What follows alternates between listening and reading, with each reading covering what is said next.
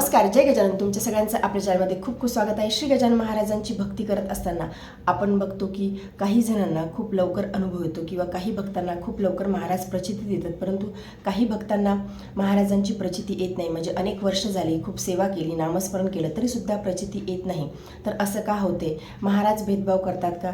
तर नाही. महाराजांना आपला प्रत्येक भक्त अतिशय प्रिय आहे. महाराजांवरती जो संपूर्ण विश्वास ठेवेल, महाराजांची एकनिष्ठ सेवा करेल, तर प्रत्येक भक्ताचं महाराज कल्याण करतात. महाराज मुळातच हे भक्तवत्सल आहेत. महाराज माऊली आहे. आपल्या प्रत्येक लेकरांच्यासाठी योग्य तेच करते आणि माऊली अशी असते की तिची किती जरी लेकरं असली तरीसुद्धा ती सगळ्यांना सारखंच प्रेम करते. आजच्या व्हिडिओमध्ये आपण हेच जाणून घेणार आहोत की महाराजांची प्रचिती अनुभव काही लोकांना लवकर येतो किंवा काही लोकांना अनुभव प्रचिती येण्यासाठी वेळ का लागतो. जो भक्त महाराजांवरती संपूर्ण विश्वास ठेवतो, जो भक्त महाराजांवरचा विश्वास कधीही तुटू देत नाही, मग ती परिस्थिती कशी असो, मग ती सुखद परिस्थिती असो किंवा दुःखद परिस्थिती असो, कोणत्याही परिस्थितीमध्ये तो भक्त विचलित होत नाही. कोणत्याही विपरीत परिस्थितीमध्ये महाराजांवरती 100% जो भक्त विश्वास ठेवतो, अशा भक्तांची प्रार्थना महाराज लवकरात लवकर ऐकतात. त्याची मनाची शुद्धता अतिशय असते. अशा भक्ताची प्रार्थना लवकरात लवकर भगवंतापर्यंत पोहोचते आणि अशा भक्ताला दैवी अनुभव लवकरात लवकर यायला लागतात. मनाची शुद्धता म्हणजे ज्या भक्ताच्या मनामध्ये कुणाबद्दलही द्वेष नाही, मत्सर नाही, अतिशय साधं मन आहे आणि त्याच्या मनामध्ये दयाळूपणा आहे. जो भक्त अतिशय साधा भोळा आहे, अशा भक्ताला दैवी अनुभव लवकरात लवकर दिसायला लागतात. ज्या भक्ताच्या मनामध्ये अहंकार नाही, अहंकार म्हणजे हे सगळं काही केलं आहे, हे मीच केलं आहे, आपण कितीही मोठे झालो किंवा कितीही आपण पैसे कमवले किंवा कितीही मोठ्या उच्च पदावरती पोचलो तरीसुद्धा मनामध्ये ही जर भावना राहत असेल की हे मी काहीच केलं नाही, मनामध्ये मीपणा जर नसेल, हे सगळं काही आहे हे महाराजांनीच दिलेलं आहे, हे सगळं काही आहे हे महाराजांचंच आहे, तर अशा भक्ताला महाराजांची कृपा लवकरात लवकर दिसते किंवा महाराजांची प्रचिती अनुभव लवकरात लवकर यायला लागतात.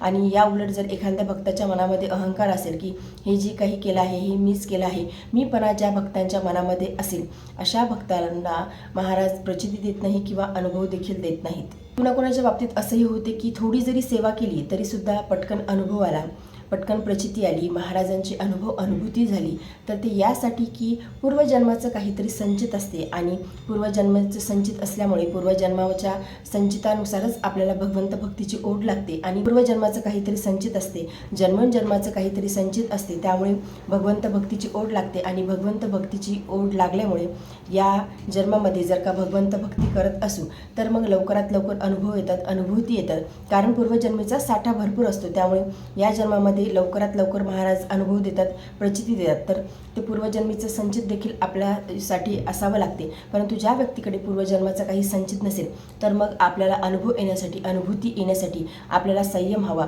जेव्हा आपण संयमाने महाराजांची भक्ती करू, महाराजांच्या भक्ती मार्गावरती चालू, तेव्हा हळूहळू आपल्याला अनुभव येत जातात, अनुभूती येत जातात. आणि ज्या व्यक्तीजवळ संयम आहे, धैर्य आहे, अशा भक्ताला महाराज उशिरा का होईना परंतु अनुभूती ही नक्की देतात. ज्या भक्ताच्या सेवेमध्ये सातत्य आहे, जो भक्त अतिशय नित्यनियमाने सातत्याने महाराजांची भक्ती करत असेल, नामस्मरण करत असेल, नामस्मरणामध्ये एवढी अगाध शक्ती आहे, नामस्मरण एवढं शक्तिशाली आहे की पूर्वजन्माचे जे काही प्रारब्ध असतील किंवा जे काही वाईट कर्म असतील ते सगळं काही जाळून टाकण्याची ताकद नामस्मरणामध्ये आहे.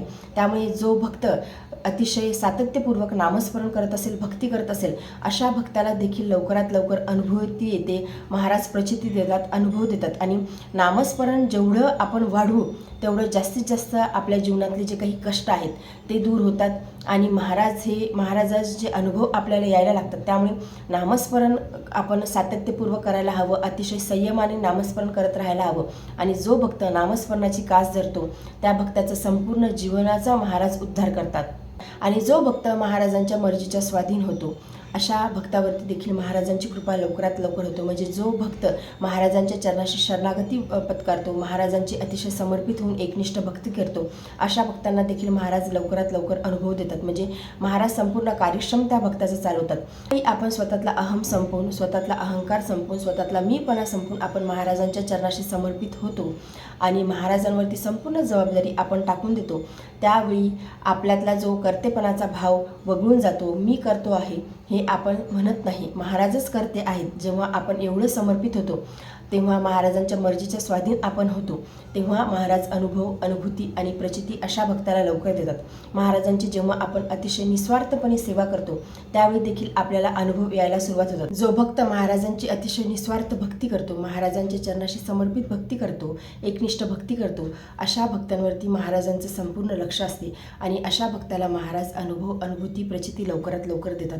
प्रचिती, अनुभव महाराज प्रत्येक भक्ताला सूक्ष्म प्रमाणामध्ये देत असतात, म्हणजे छोट्या छोट्या गोष्टींमध्ये महाराज अनुभव, अनुभूती देत असतात। परंतु महाराजांबद्दल जो भक्त कृतज्ञता व्यक्त करतो, अतिशय निस्वार्थपणे भक्ती करतो, अशा भक्ताला देखील महाराज लवकरात लवकर अनुभूती, प्रचिती देतात। महाराजांचा जो एकनिष्ठ भक्त आहे, महाराजांवरची जो भक्त अतिशय एकनिष्ठ भावनेने महाराजांची समर्पित भक्ती करतो, अशा भक्ताला देखील महाराज अनुभव, अनुभूती देतात। परंतु आपल्याला देखील, भक्ताला देखील तेवढी डोळस बुद्धी हवी की महाराजांचे अनुभव किंवा जी अनुभूती आहे ती आपल्याला ओळखता यायला हवी। काही काही भक्त अतिशय हुशार असतात, म्हणजे त्यांना महाराजांची अनुभव, अनुभूती जी आहे, महाराजांची जी प्रचिती आहे ती लवकरात लवकर समजायला लागते। आपल्याला जर असं वाटत असेल की महाराजांची अनुभव, अनुभूती आपल्याला देखील यावी, तर आपण एकच गोष्ट लक्षात ठेवावी की महाराजांची जी भक्ती आहे ती अतिशय निस्वार्थपणे समर्पित होऊन, महाराजांच्या चरणाशी समर्पित होऊन महाराजांची भक्ती करावी, महाराजांवरती संपूर्ण विश्वास ठेवावा, जास्तीत जास्त नामस्मरण करण्याची आपण स्वतःमध्ये सवय लावून घ्यावी, ज्या काही अपेक्षा आहेत त्या सोडून द्याव्या, अपेक्षारहित महाराजांची भक्ती करावी, महाराजांच्या बद्दल फक्त आपल्या हृदयामध्ये प्रेम असावं। आणि महाराज, जो भक्त महाराजांवरती अतिशय शुद्ध मनाने प्रेम करतो, अशा भक्तांचा सर्व कार्यक्षम महाराज सांभाळतात, अशा भक्तांची संपूर्ण जबाबदारी महाराज सांभाळतात। आणि आपली जर का संपूर्ण जबाबदारी श्री गजानन महाराजांनी जर घेतली असेल तर आपल्या जीवनामध्ये चिंता करायचं आपल्याला गरज नाही। चिंता केल्यापेक्षा आपण महाराजांचं चिंतन करावं, महाराजांचं आपण जास्तीत जास्त चिंतन जर केलं तर महाराज आपल्याला तेवढेच सांभाळणार आहेत, महाराज आपल्याला अनुभव, अनुभूती नक्कीच देणार आहेत आणि महाराज आपल्या जीवनाचं कल्याण करणार आहेत। तर आजच्या व्हिडिओमध्ये एवढंच। व्हिडिओ जर तुम्हाला आवडला असेल तर व्हिडिओ लाईक करा, चॅनलवरती नवीन असेल तर चॅनलला सबस्क्राईब करा। जय गजानन, धन्यवाद।